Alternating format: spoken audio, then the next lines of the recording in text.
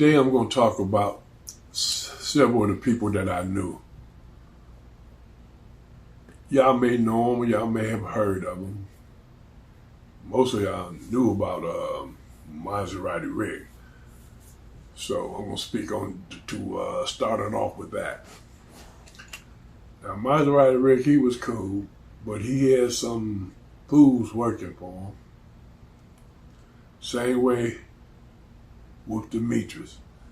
He had a lot of dummies working for him too. When I first met him, I was there with Maserati Rick being his bodyguard.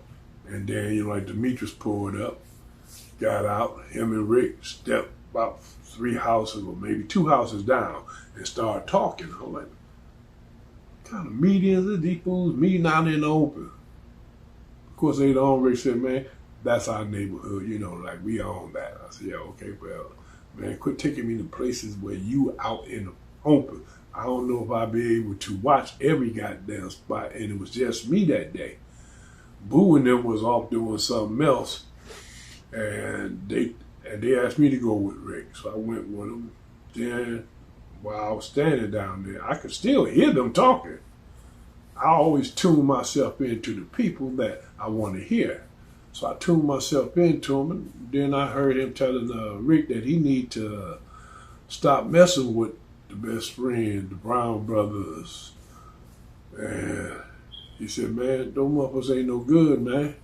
You see what happened to James and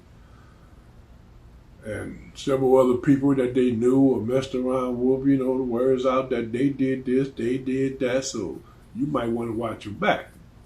He said, Mom, man, these brothers are good. They will protect. He said, oh, I don't need that type of protection. He was like, man, I got my own crew. Rick told me, yeah, and these are my crew.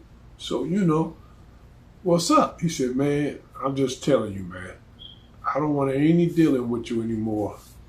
Not if you with them or you got or you got to bring them. Rick started, saying little stuff back, but Rick ain't no coward, but Rick was timid about speaking. And speaking to Demetrius, he was like, no, man, I'm cool with these brothers. Especially Boone right there. Boone always down with me. He was like, that's not Boo? He said, no, that's not Boo, that's Boone. They favor each other, big, black, bald-headed. We got the grip and the height and so forth, and we both smooth facing the head, everything. So he was telling me, well, I don't want any dealings with them, so you keep them to yourself, man. Rick was like, man, that's why you called me over here? He said, yeah, basically to tell you because I've been hearing word that they trying to move up.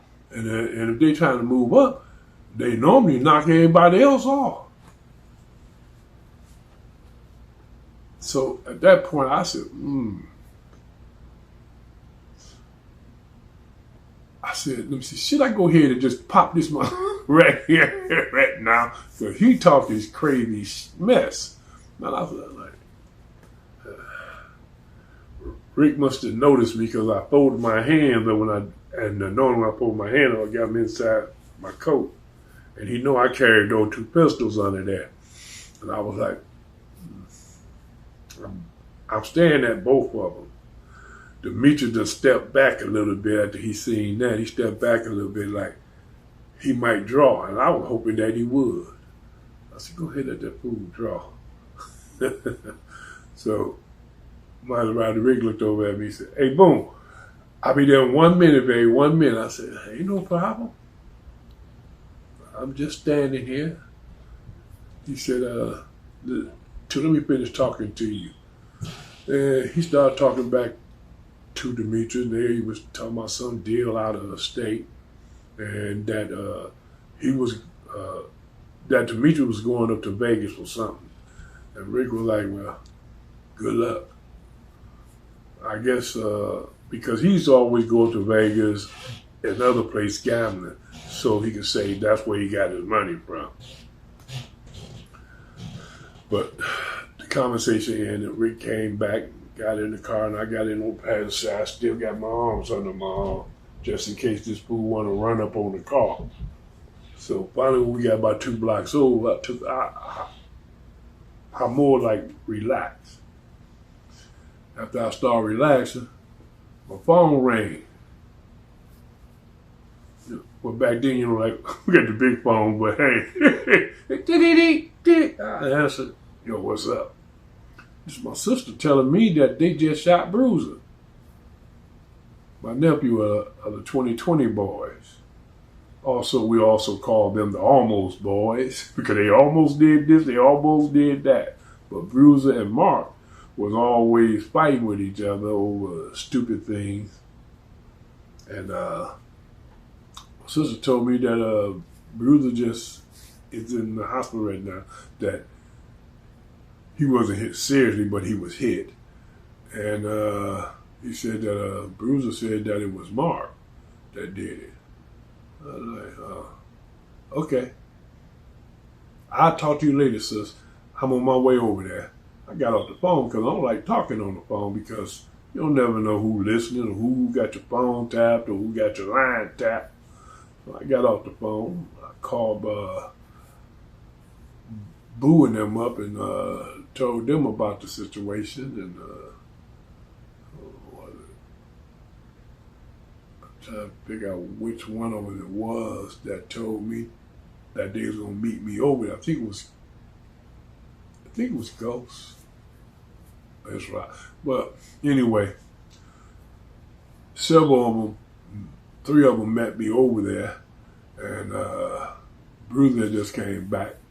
He didn't have to spend no days or months in the hospital or nothing that. Came back with his glasses on. I was like, man, what's going on? He said, man, I'm gonna come over here and stop me. And Margot, what? Mark. I said, well, what you gonna do? He said, hey man, me and my boys gonna go over there and smoke it, but I'm taking Smokey with me, and I'm taking I forgot the other guy name, Reggie. They had so many Reggies back then.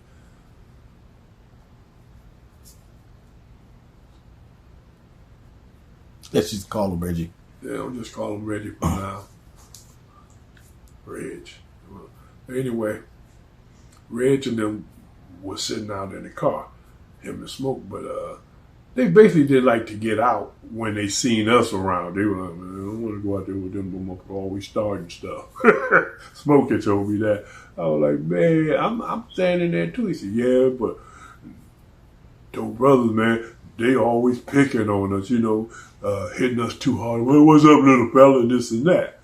I'm like, that's just the way they play. They just big and they kind of cocky strong, You're like, man, I ain't good enough. I said, well, you supposed to be going with Bruiser, man. Y'all make sure my nephew don't get no goddamn bullet in the head.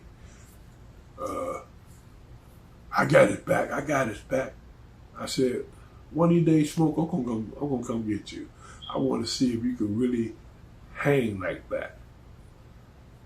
So, of course, they went riding to the west side looking for Marco. We went riding too, but we didn't tell Bruiser what we was going to do because we was going to try to find him and knock his butt off. So when we got to where he was at, we seen the girl come through the door and look around. I guess he must have sent her out there to look first. She looks up and down the street slowly, like she just looking up the neighborhood. We parked halfway down in a white van, yeah, because I had a van and I used to paint in so many different colors at Earlshire, $99 paint job. Go in there and come back out the same day. But yeah, we watched him and then he comes out. He jumps into his car and shoot straight up there to, it's Illinois, but at the end of the corner of Illinois up there, they had a McDonald. Matter of fact, I think I might even spoke about this situation before. We We pull out and, drive down, but then we notice his car starts speeding up more. I said, either he's spotted us or he just nervous about people behind him. But he pulled up into the McDonald lot and jumped out. I mean, literally, he jumped out and ran into McDonald and stood in the window. So I pulled up in the lot. And we parked like 2 cars over from him. We just sat in the cars looking at him. He went to shake his head to like he going 9, child crap. So somebody wanted to just go up in there and get it. I said, man, too many people in there, not to mention they got cameras. I'm not trying to be seen on no camera or anything else. Y'all got to think before you act. I know y'all ran up in Coney Island and did all that shit up there. I was whoop y'all, but I was in the car. I wasn't going in there with it. Man, why you never want to get down like that? I said, I ain't getting down like that. I ain't going to prison for no stupidity. They look at that camera and see all our faces. We ain't got no masks on. We all just big and black. And trust us, well, these pictures they have, they can put it. Yep, this one is him. This one is him. I'm not going down like that. So somebody has stepped out the car. I'm not going to say who they are because I ain't trying to get them in deeper shit than they already in right now. But they had stepped out the car and looked over at him and sort of like eased the gun up his shoulder. I was like, man, come on, man, let's go, man. We hit the large freeway and get the hell on back to the east. So, yes, he got back in the van and we got onto the large freeway and take us back to the east. He took us to the Ford. The Ford take us over to, back to the east, deep east. But later we heard that he was going around telling people, yeah, the motherfucker tried to steal me. We didn't try to steal you. We could have ran up in your house. But we didn't want to do that because we don't know who all in there. Even though we ain't scared about who in there, because we kill everybody in there if need be. But see, I don't believe in doing that because now we killing people ain't got nothing to do with the whole situation. You shot my nephew. I hope you don't think that you was just gonna do that and keep walking and breathing. But blood is blood. Family is family. But we came back to the east. By the time we got back to the east, the word came on the street that Bruiser and Mark shot it out going down 7 Mile, Illinois. He was on 7 Mile across Illinois that he had spotted Mark there, and they shot at each other. Basically, they were shooting at their cars because nobody got hit. So when they came back, they were talking, man, we almost got them. And of course, we all sitting around giggling and laughing and said, I told you, and we all gave each other a high five.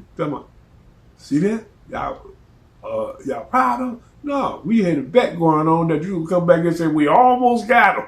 That's why we call y'all the almost boys. You call yourself the 2020, we call y'all the almost boys. You almost got somebody. Y'all got to put some work in, man, and get people and quit we almost did this, we almost did that.